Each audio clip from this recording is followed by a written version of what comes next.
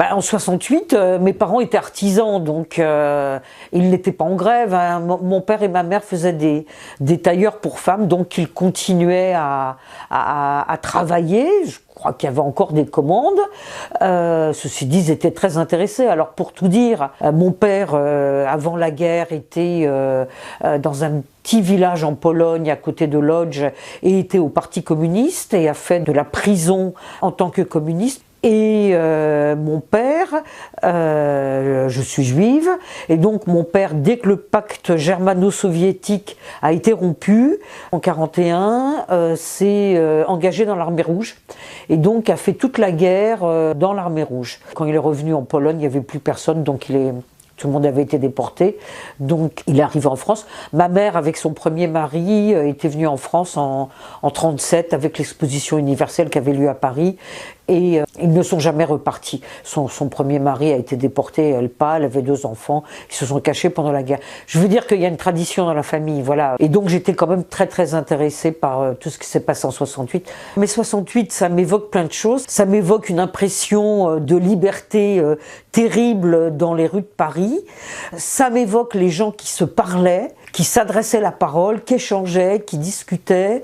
Ça m'évoque la télévision où on voyait les grandes grèves, les grandes manifestations. Ça m'évoque 3 semaines de grève. Je crois que c'est quelque chose d'assez inédit dans le monde occidental et je crois qu'il faut vraiment insister là-dessus. Ça m'évoque ce fourmillement, cette impression de liberté, que tout était possible. Ça m'évoque aussi les queues devant les pompes à essence. Ça m'évoque la Sorbonne occupée. Ça m'évoque les étudiants qui essayaient d'aller se mettre du côté des ouvriers et le Parti communiste, la CGT qui essayait de bloquer tout ça. Ça m'évoque que ça explosait de partout. Ça m'évoque De Gaulle parti à Baden-Baden et on se demandait mais c'est la vacance du pouvoir, qui va prendre le pouvoir? Ça m'évoque le général Massu dont on a vu la silhouette se profiler à ce moment-là. Ça m'évoque la vie, ça m'évoque moi après. Je suis née en avril. Je venais donc d'avoir 15 ans et j'étais toute jeune et j'étais donc lycéenne au lycée Victor Hugo à Paris. Il n'y avait pas beaucoup de lycées à l'époque, il y avait encore beaucoup de sélections. Moi de ma classe de CM2 de primaire, on était 4-5 à être partis au lycée. C'était terrible, les autres allaient en CEG, en cours complémentaire, etc., etc. Donc je vais au lycée dans le Marais. Alors déjà ça m'a changé au niveau du milieu social parce qu'il y avait beaucoup de filles, de gens qui habitaient dans le Marais, qui avaient donc du fric, ce qui n'était pas le cas de mes parents. Et alors c'était un lycée non mixte. À l'école primaire aussi c'était la non-mixité. Mais alors il faut savoir ce que ça signifiait la non-mixité. C'était une discipline de fer, on n'avait pas le droit de porter des pantalons, il fallait avoir sa blouse, sinon la surveillante générale, c'était pas la conseillère principale d'éducation, la surveillante générale nous punissait, etc., etc. Bref, une poigne de fer.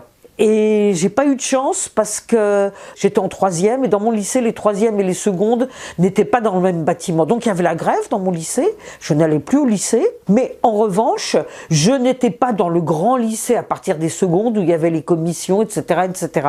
Et quand j'ai voulu aller à la Sorbonne, parce que je commençais déjà à avoir un certain niveau de conscience, mon père m'a rattrapé en bas de l'escalier en disant c'est pas pour toi, tu vas te prendre un coup de matraque de la part des flics, etc., etc. Mais ça m'évoque aussi septembre 68. J'ai commencé à militer en 68-69, quand j'étais en seconde. Et là, effectivement, on a pas mal milité.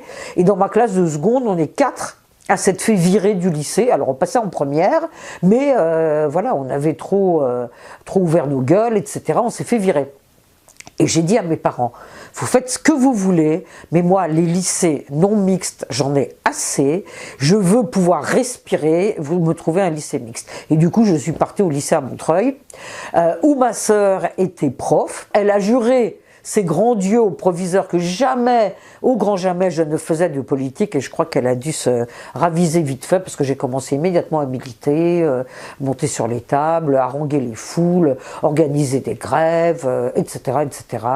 Et donc voilà comment je me suis retrouvée dans un lycée mixte où j'ai quand même pu un petit peu respirer.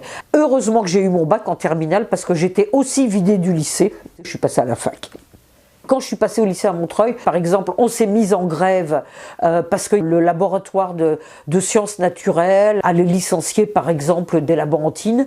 Donc on s'est mis en grève. Et puis après, on faisait les grandes grèves que lançaient les comités d'action lycéens contre la loi Debré, etc. On était très souvent en grève. Hein. Alors après, j'ai continué à militer au lycée. J'y étais plus, mais je militais à Montreuil. On s'est mis aux grèves au lycée de Montreuil en 73 parce qu'il y avait eu le coup d'état de Pinochet au Chili. Ça montrait un peu qu'on était vraiment très réactifs et réactifs, prêts à partir en grève sur pas mal de sujets.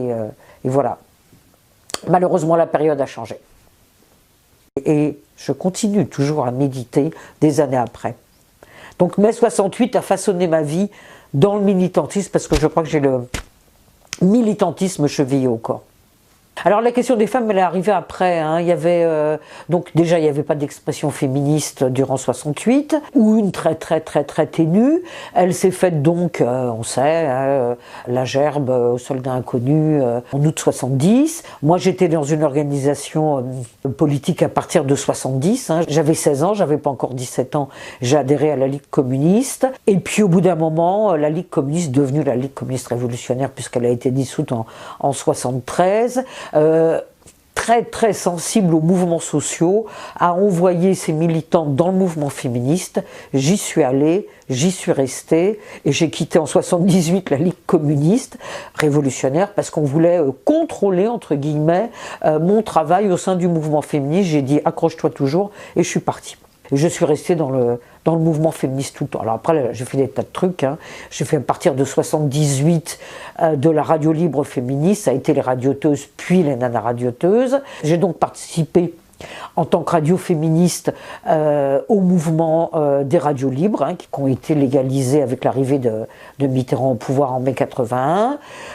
J'ai cofondé avec Maya Surdutz et Nathalie Bourdon le collectif féministe contre le viol, donc en 1985, d'où je suis partie en 2002. Entre-temps, il y a eu des tas de trucs, notamment la naissance de la CADAC en 90, il y a eu la manif de 95 qui signait quand même, je dirais, une renaissance du mouvement féministe, et la fondation en 96 du collectif national pour les droits des femmes, dont je suis porte-parole seule, puisque Maya est décédée en avril 2016 maintenant. Voilà, et je continue toujours.